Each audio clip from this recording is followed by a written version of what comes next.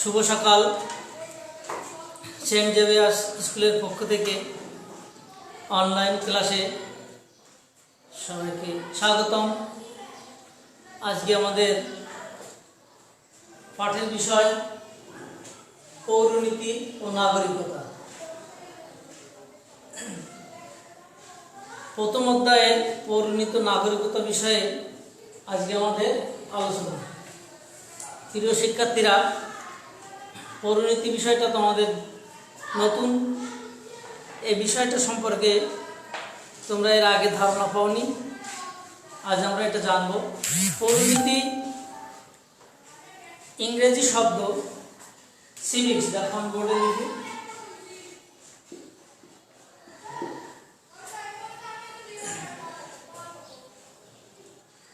Civics ইংরেজি শব্দ civics থেকে এসেছে পৌরনীতি। সিভিক শব্দটা আবার দুটি ল্যাটিন শব্দে সমন্বয়ে গঠিত। যেমন দেখো, দুটি ল্যাটিন শব্দের সমন্বয়ে সিভিক শব্দটা গঠিত। দুটি ল্যাটিন শব্দ কি কি? দুটি ল্যাটিন শব্দ, একটি হচ্ছে সিভিটাস, একটি সিভিস আর একটি সিভিটাস। CIVIS সিভিস, দেখো CIVIS সিভিস। সিভিস এটার অর্থ হচ্ছে নাগরিক। দ্বিতীয় শব্দটি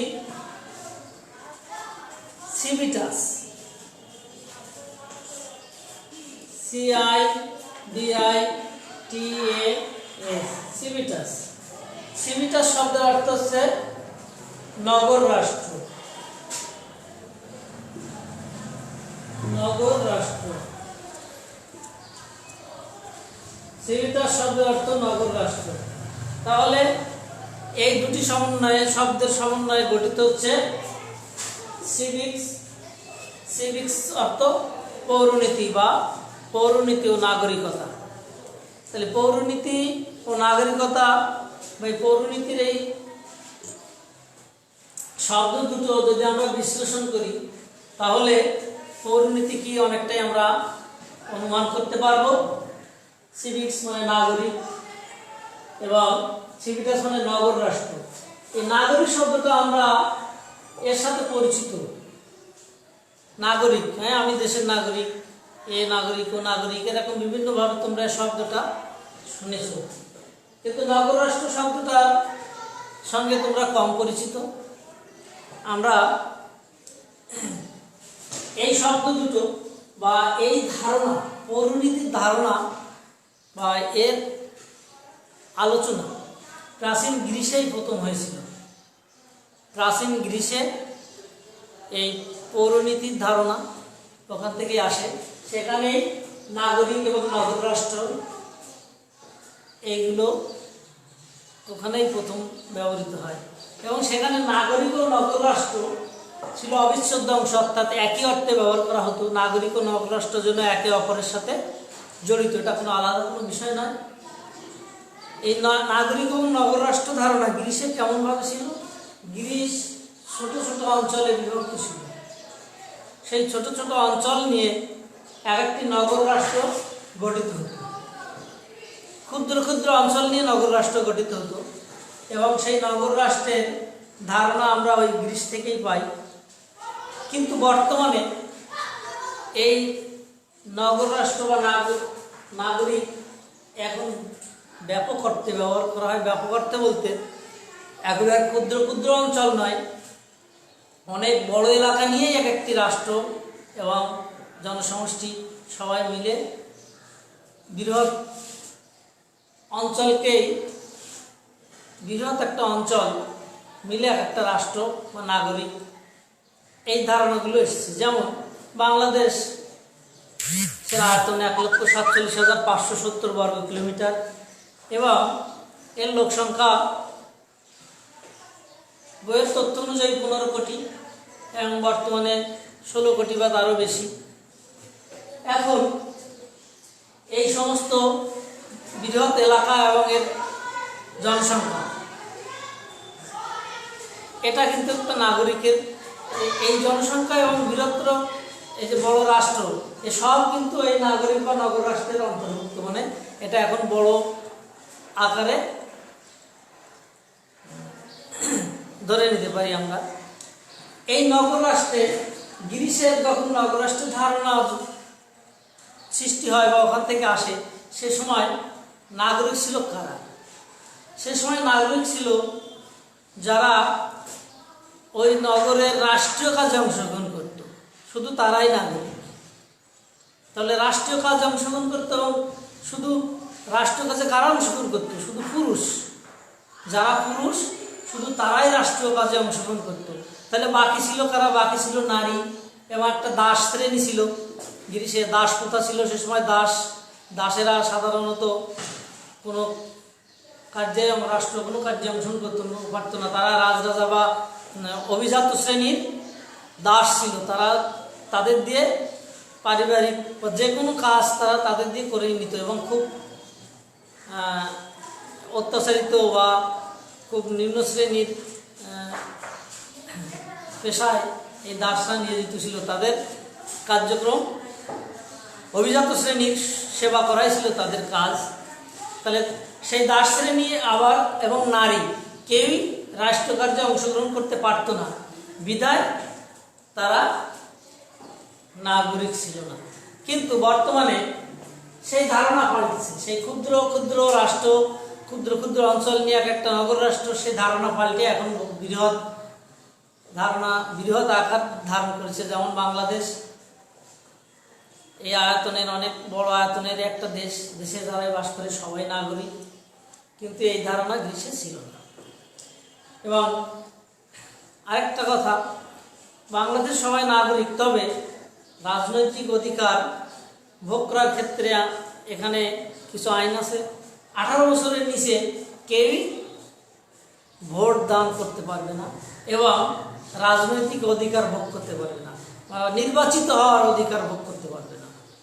তাহলে এইসব ধারণা, এইসব চিন্তা, এসব কিছুই পৌরনীতির বিষয়। পৌরনীতি একজন ব্রিটিশ রাষ্ট্রবিজ্ঞানী E.M. হোয়াইট, ওরা হয়তো বই খুললে পাবে, E.M. হোয়াইট একজন রাষ্ট্রবিজ্ঞানী, ব্রিটিশ রাষ্ট্রবিজ্ঞানী। তিনি বলছেন পৌরনীতি হচ্ছে জ্ঞানের এমন শাখা বা এমন মূল্যবান শাখা যা নাগরিকের অতীত, বর্তমান, ভবিষ্যৎ এবং জাতীয় আন্তর্জাতিক পর্যায়ে মানবতার সাথে জড়িত সকল বিষয় নিয়ে আলোচনা করে। তাহলে কি বলছেন উনি? নাগরিকের অতীত, বর্তমান, ভবিষ্যৎ, স্থানীয়, জাতীয়, আন্তর্জাতিক বিভিন্ন পর্যায়ে মানবতার সাথে জড়িত সমস্ত বিষয় নিয়ে আলোচনা করে যে পৌরনীতি। অর্থাৎ তাহলে নাগরিক আগে অতীতের ধারণা কেমন ছিল, বর্তমান কেমন আছে, ভবিষ্যতে নাগরিকের ধারণা কেমন, বা নাগরিকের দায়িত্ব কর্তব্য কি, জাতীয় পর্যায়ে কি কেমন, তারপর আন্তর্জাতিক পর্যায়ে কেমন, এইসব এবং মানবিকতার বিষয়, মানুষের জীবনযাত্রা, সমস্ত বিষয় অর্থাৎ নাগরিকের সাথে জড়িত সমস্ত বিষয় নিয়ে আলোচনা করে পৌরনীতি।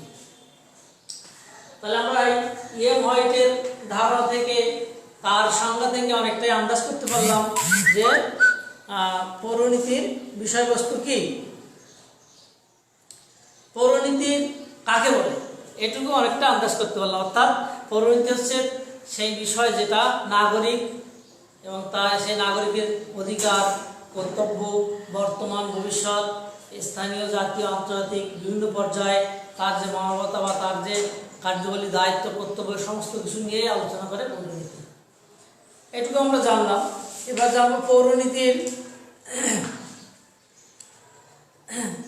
ব্যাপক অর্থে হচ্ছে এগুলো, ক্ষুদ্র অর্থে অধিকার ও কর্তব্য।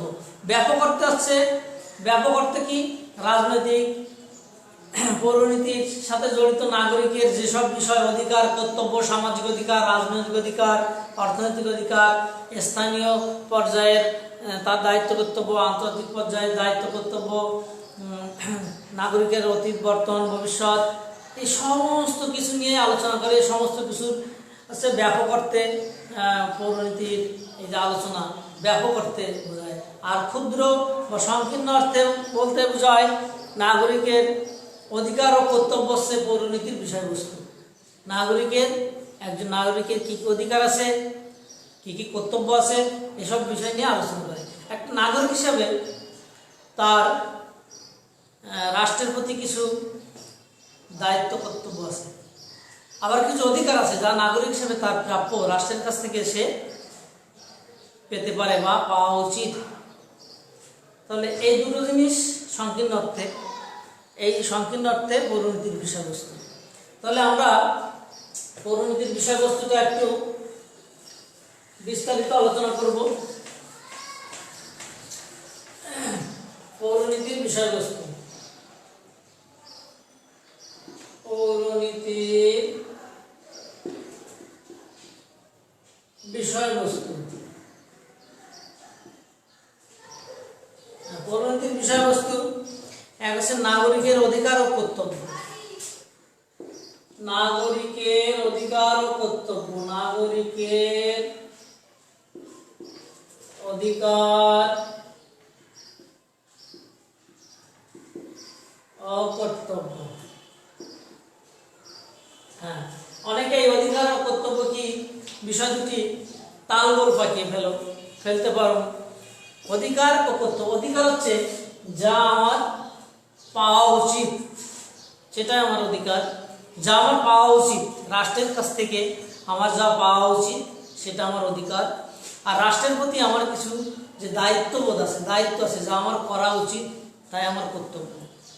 তাহলে রাষ্ট্রের কাছ থেকে যা পাওয়া উচিত সেটা আমার অধিকার, আর রাষ্ট্রের প্রতি আমার যে দায় দায়িত্ব, যে কর্তব্য, সেটা হচ্ছে যেটা দায় দায়িত্ব, রাষ্ট্রের জন্য আমার যা করা উচিত সেটাই আমার কর্তব্য। তাহলে অধিকার এবং কর্তব্য দুটো শব্দের অর্থ আমরা নিশ্চয়ই বুঝেছি যে রাষ্ট্রের কাছ থেকে আমার যা পাওয়া উচিত তাই হচ্ছে আমার অধিকার, আর রাষ্ট্রের জন্য আমার যা করা উচিত তাই হচ্ছে কর্তব্য, সহজ কথায়। তাহলে এই নাগরিকের অধিকার ও কর্তব্য, রাষ্ট্র প্রদত্ত বিভিন্ন সামাজিক, অর্থনৈতিক এবং মৌলিক যে অধিকার আমরা ভোগ করি, রাষ্ট্রের প্রতি আনুগত্য, যেমন রাষ্ট্রের প্রতি আমাদের কি করা উচিত, রাষ্ট্রের প্রতি আমাদের আনুগত্য প্রকাশ করা উচিত, রাষ্ট্রের আইন মেনে চলা উচিত, হ্যাঁ, সঠিক সময়ে কর প্রদান করা উচিত, সঠিক সময়ে কর প্রদান করা উচিত। যা তারপরে কি, সন্তানদের শিক্ষিত করা উচিত, রাষ্ট্রের সেবা করা উচিত, সততার সাথে জীবনযাপন করা উচিত। তারপরে ভোট দান করা উচিত, রাষ্ট্র যে যখন যে ভোট হয় সে ভোটে অংশগ্রহণ করা উচিত। এগুলো কিন্তু আমাদের কর্তব্য। আবার আমি রাষ্ট্রের কাছ থেকে কি পেতে পারি, সামাজিক অধিকার ভোগ করতে পারি। যেমন আমি স্কুলে, কলেজে, বিভিন্ন প্রতিষ্ঠানে পড়ার সুযোগ পেতে পারি। হ্যাঁ, তারপরে বিভিন্ন রাষ্ট্রীয় যেসব প্রতিষ্ঠান, বড় বড় যেসব প্রতিষ্ঠানের সুযোগ আছে সেসব ভোগ করার অধিকার আমার আছে। রাজনৈতিক অধিকার, আমি রাজনৈতিক দল গঠন করতে পারি, রাজনৈতিক দলে নির্বাচিত হতে পারি, আমি ভোটদানে অংশগ্রহণ করতে পারি, আমি নির্বাচিত প্রতিনিধি হওয়ার জন্য আবেদন করতে পারি। বিভিন্ন রকম অধিকার আমার আছে, সামাজিক, রাজনৈতিক, অর্থনৈতিক, মৌলিক অধিকার। মৌলিক অধিকারগুলো কি কি? আমার মৌলিক অধিকার হচ্ছে খাদ্য, বস্ত্র, বাসস্থান, শিক্ষা, চিকিৎসা। আমি একটি যে কোনোভাবে অসুস্থ হলে সরকারি হাসপাতালে সেবা পাওয়ার সুযোগ, এটা আমার অধিকার, যে আমি হাসপাতালে সেবা নিতে পারি, সেটা আমার অধিকার। সরকারি যে কোনো প্রতিষ্ঠানে যে সুযোগ সুবিধা আছে সেগুলো আমি ভোগ করার অধিকার আমার আছে। তেমনি কর্তব্যগুলো আলোচনা করলাম, রাষ্ট্রের প্রতি কী কী কর্তব্য আমার আছে। এই যে অধিকার এবং কর্তব্য, এসব হলো পৌরনীতির আলোচনা বা পৌরনীতির পরিসর বা পৌরনীতির বিষয়বস্তু। পৌরনীতির বিষয়বস্তুর মধ্যে আরেকটা আছে সামাজিক ও রাজনৈতিক প্রতিষ্ঠান। দুই হচ্ছে সামাজিক ও রাজনৈতিক প্রতিষ্ঠান। সামাজিক ও রাজনৈতিক প্রতিষ্ঠান।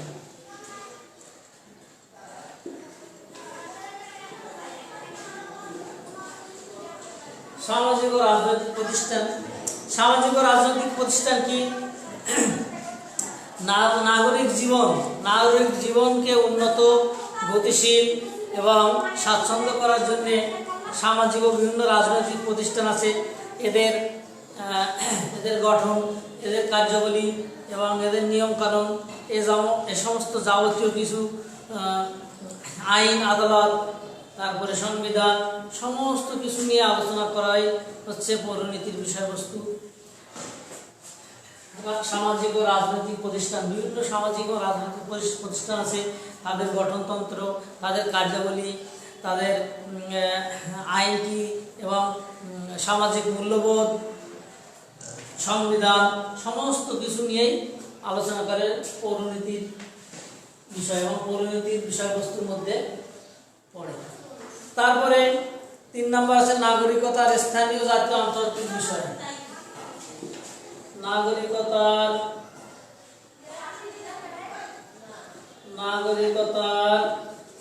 স্থানীয়,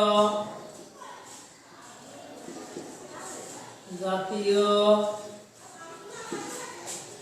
ও আন্তর্জাতিক বিষয়।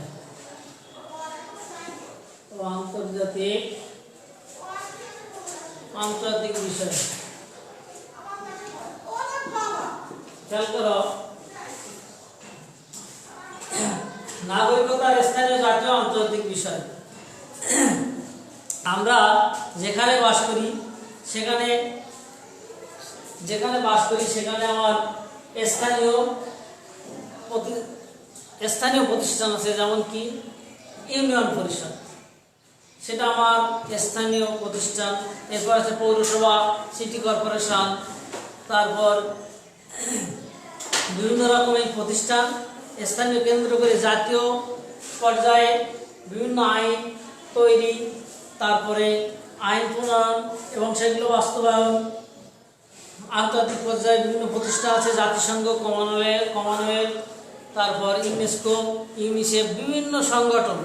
এই যে বিভিন্ন সংগঠন আছে, তাদের কার্যাবলী, তাদের প্রতি নাগরিকের দায়িত্ব, কর্তব্য এবং তাদের যে প্রদত্ত সুযোগ সুবিধা, সমস্ত কিছু নিয়েই আলোচনা করে। এগুলো হচ্ছে পৌরনীতির বিষয়বস্তু। আরও একটি পৌরনীতির বিষয়বস্তু আছে, সেটা হচ্ছে নাগরিকের অতীত, বর্তমান ও ভবিষ্যৎ। নাগরিকের অতীত, বর্তমান আর ভবিষ্যৎ। নাগরিকের অতীত, বর্তমান ও ভবিষ্যৎ। অতীত, বর্তমান ও ভবিষ্যৎ। এই নাগরিকের অতীত, বর্তমান ও ভবিষ্যৎ পৌরনীতির বিষয়বস্তুর মধ্যে পড়ে।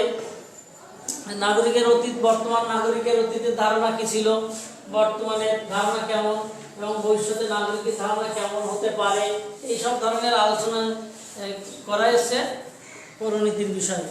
তাহলে শিক্ষার্থী বন্ধুরা, পৌরনীতির বিষয়বস্তু নিয়ে আজ আলোচনা হলো এবং পৌরনীতি কাকে বলে এটা আমরা জানলাম। বাড়িতে আর একটু ভালো করে পড়বে এবং পরবর্তী ক্লাসে আমরা পরিবারের ধারণা নিয়ে আলোচনা করব। আজ এ পর্যন্তই, সবাইকে ধন্যবাদ।